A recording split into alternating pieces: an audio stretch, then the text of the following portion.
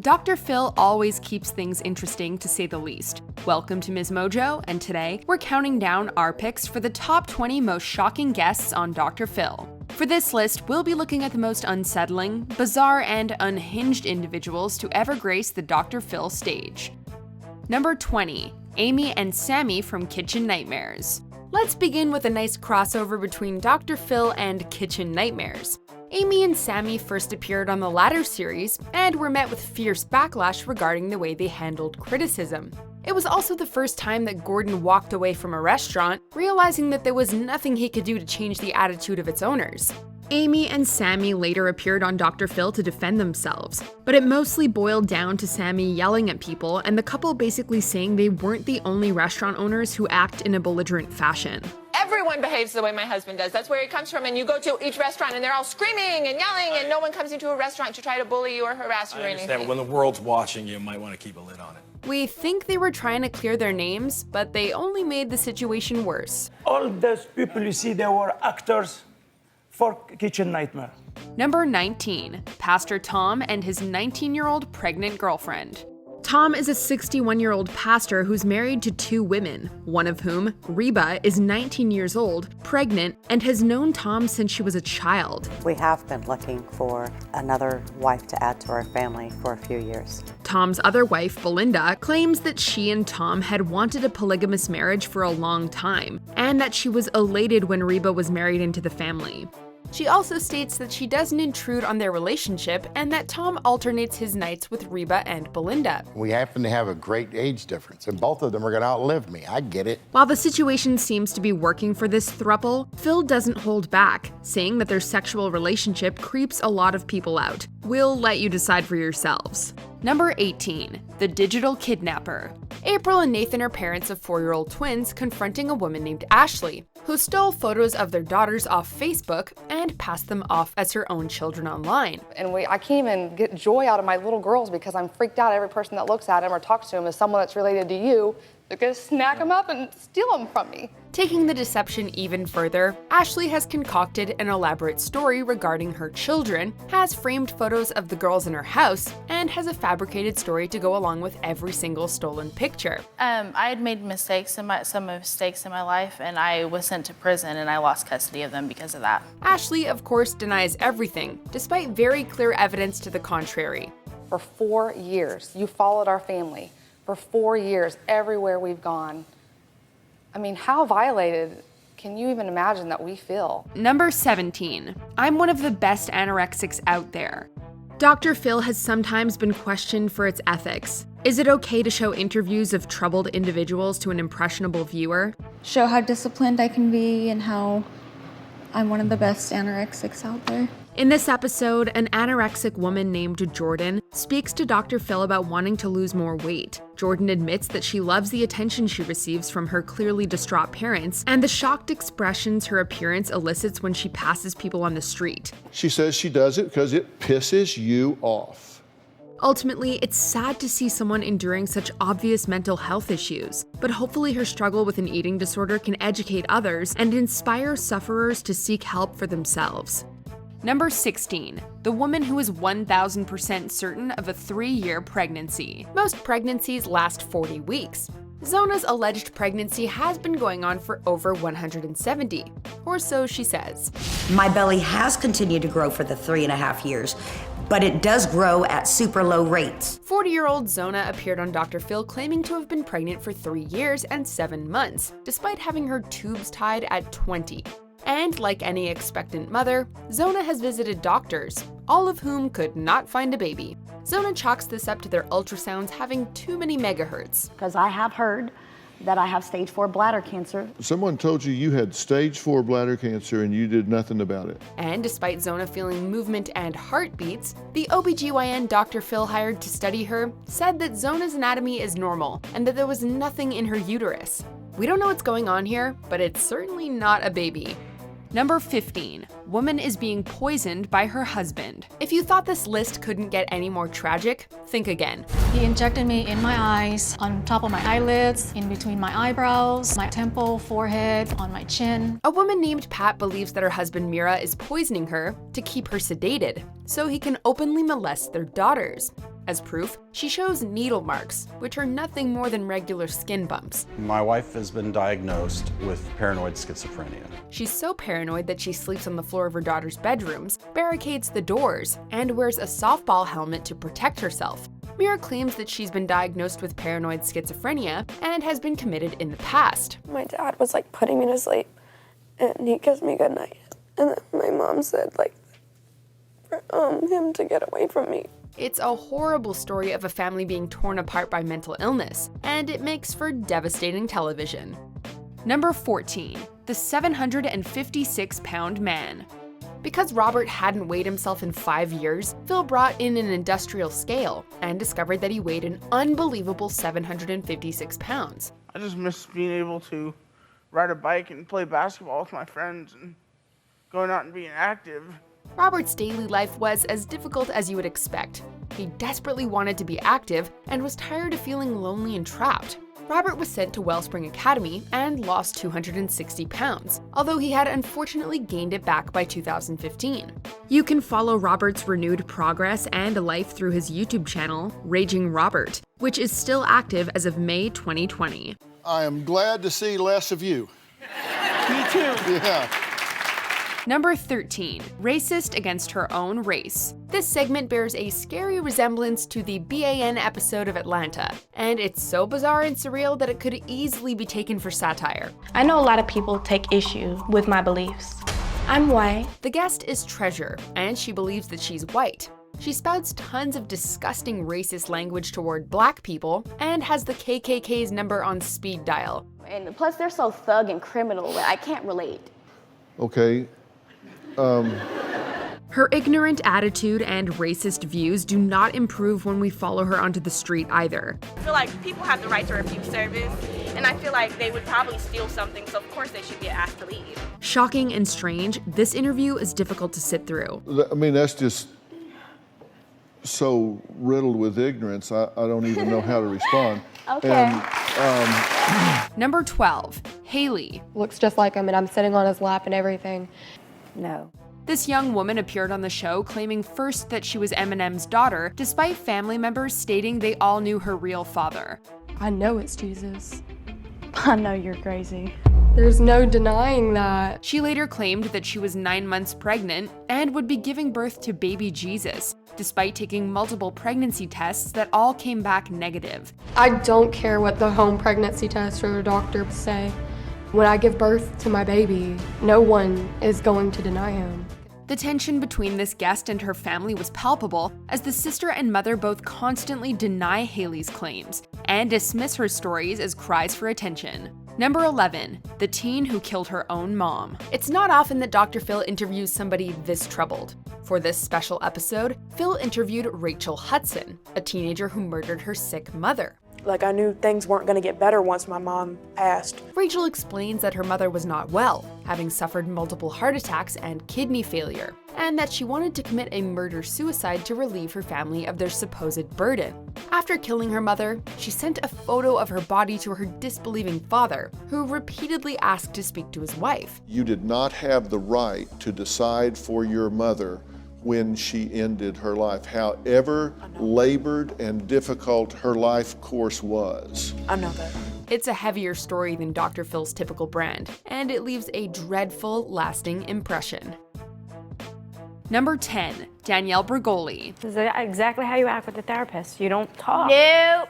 You have to be pretty darned memorable on this program to become a meme. Danielle Bregoli, now known as the rapper Bad Baby, both stunned and entertained the world when she appeared on Dr. Phil, and her signature catchphrase, "Cash me outside, how about that?" instantly became a cultural sensation. Catch me outside, how about that? Huh? Catch me outside, how about that? But while that was funny and all, the then 13-year-old Bregoli was still a very scary and shocking guest. She openly admitted to stealing credit cards and vehicles, laughed while describing instances of physical violence towards her mother, and threatened to fight both her mother and the audience. I steal cars, I steal her credit card. I ain't gonna lie, there's no reason to lie, everybody know already, like. In June 2020, at the age of 17, Danielle successfully completed a 30-day rehab program, proving that the road to recovery is a long one. Number 9, Tyler Perry's wife. I met Tyler Perry through his official Facebook account. A woman by the name of Carla appeared on Dr. Phil claiming to be Tyler Perry's wife. Only, she isn't. According to her, Perry messaged her on Facebook and they instantly became friends. Now, he proposed to you on... Via video, he proposed to me. On video? Through an app. So you saw him? No, I didn't see him. Once Tyler proposed over the internet, he asked for money for his various charities, and Carla sent him $100,000, leaving her flat broke. Her daughters rightfully assumed that it was all a scam, but Carla wasn't having any of it. Do I believe I'm being scammed? No, I don't believe I'm being scammed. She also believed herself to be the mother of Perry's real son, somehow. It's a sad and upsetting story combining the worst aspects of celebrity worship and gullibility. He's real. It's possible. It is not possible that he's fake. I wouldn't be here doing this. I'm not that type of person to waste my time. Number 8, Payton's racist father.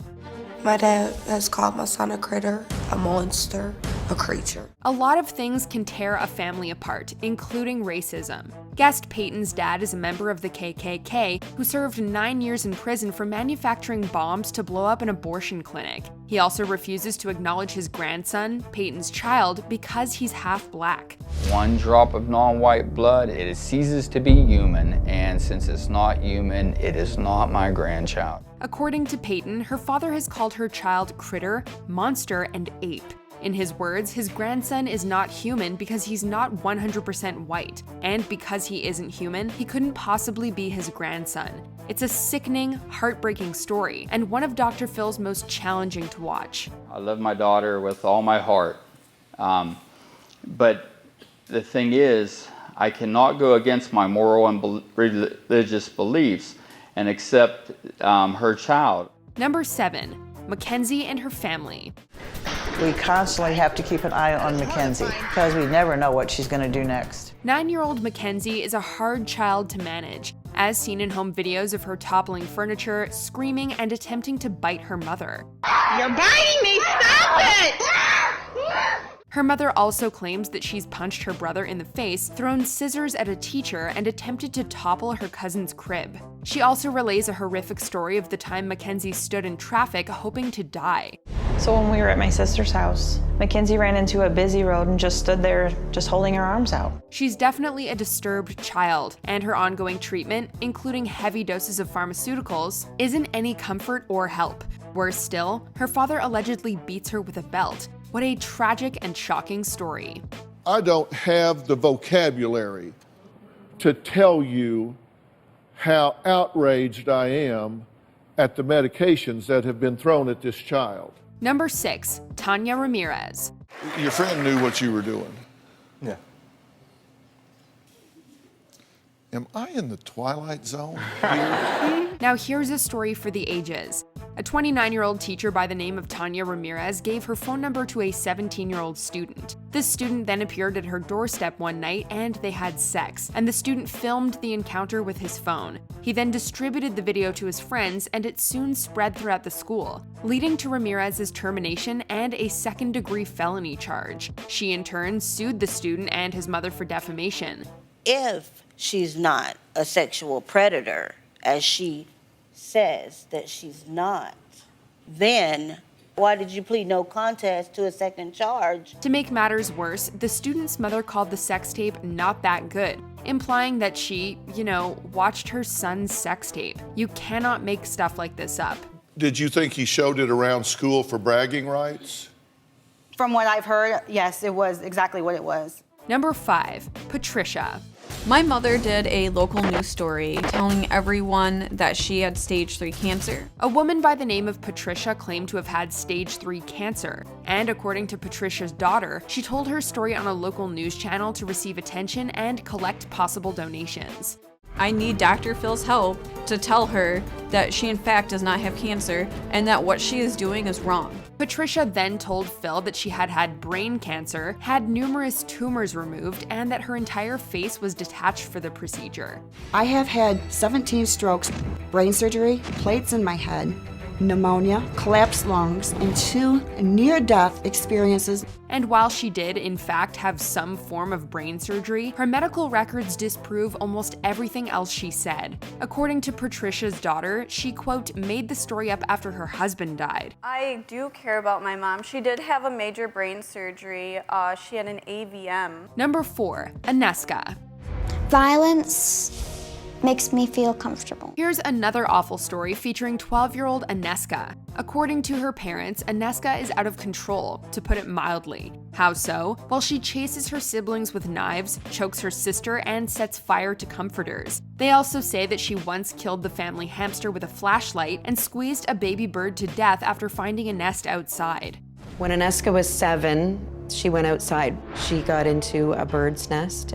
She killed the baby birds. According to Anesca, the voices in her head told her to do it. This is, by any standard, a terribly sad and disturbing case, and Anesca is easily one of Dr. Phil's most troubled guests. The brain's engine is out of sync and not in rhythm with itself, which might explain why she's having a lot of aggression and impulse control. Number 3, Burke Ramsay. But somebody comes in your room with a flashlight and you never get up and say, what is going on here? In 1996, child beauty queen JonBenet Ramsey was murdered in her house. The case remains unsolved, and after 20 years, her brother Burke broke his silence and granted an exclusive interview to Dr. Phil. I'm not the worry type. I'm not the... I guess part of me doesn't want to know what's going on. Some people took issue with it. Many viewers noted Burke's awkward and fidgety demeanor and found him unsettlingly unreliable. This forced Dr. Phil to defend Burke on his show, claiming that Burke was just nervous. Burke is a shocking guest not only because of his emergence after 20 years with a horrific account of the night his sister was killed, but because his appearance caused so much controversy and discussion in the media. For a long time, the media basically made our lives crazy. Number 2, Nikki.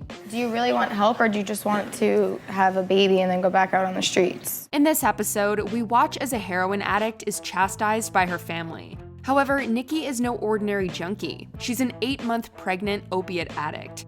According to the narrative relayed on the show, though Nikki was very close to having a baby, she lived in a van and dabbled in prostitution so she could buy herself and her boyfriend heroin.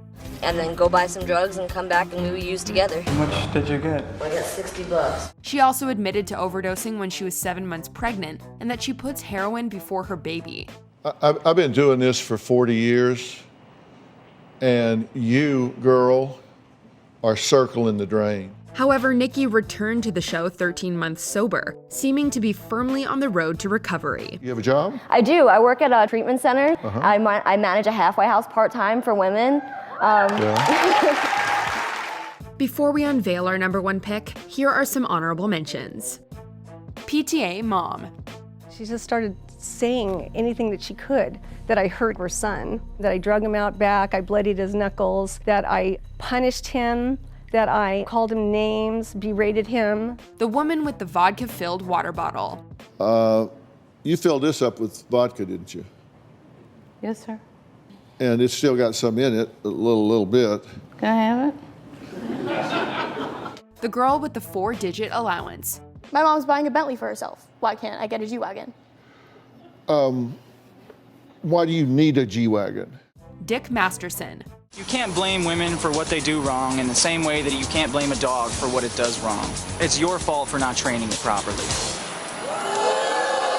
Oh, come on. Bailey. I will be your spectacle. I will be your laughing spectacle. You can all laugh at me. It's Well, fine. you know what? I think we're just going to shut this down because I'm not into all this melodrama and you playing the victim and everything, so. Before we continue, be sure to subscribe to our channel and ring the bell to get notified about our latest videos. You have the option to be notified for occasional videos or all of them. If you're on your phone, make sure you go into your settings and switch on notifications. Number 1, Zachary Davis. Did you kill your mother? Yeah. It's not often that a convicted murderer gives an interview to Dr. Phil, but here you go. In 2012, teenager Zachary Davis killed his own mother with a sledgehammer. Dr. Phil interviewed him 2 months before his trial, one which eventually led to a life sentence for Davis. And this was easily the creepiest and most shocking interview in Dr. Phil history. Where was she when you did this? She was in her room. What was she doing? She was asleep. Davis detailed why and how he murdered his mother, and throughout the interview, he simply stares at the doctor with emotionless eyes and speaks in an unnerving, Jigsaw-esque monotone voice. The interview is full of tension and horrific content, and we can barely stand to watch it. Are you sorry that your mother's dead? Yes. Do you agree with our picks? Check out this other recent clip from MsMojo and be sure to subscribe and ring the bell to be notified about our latest videos.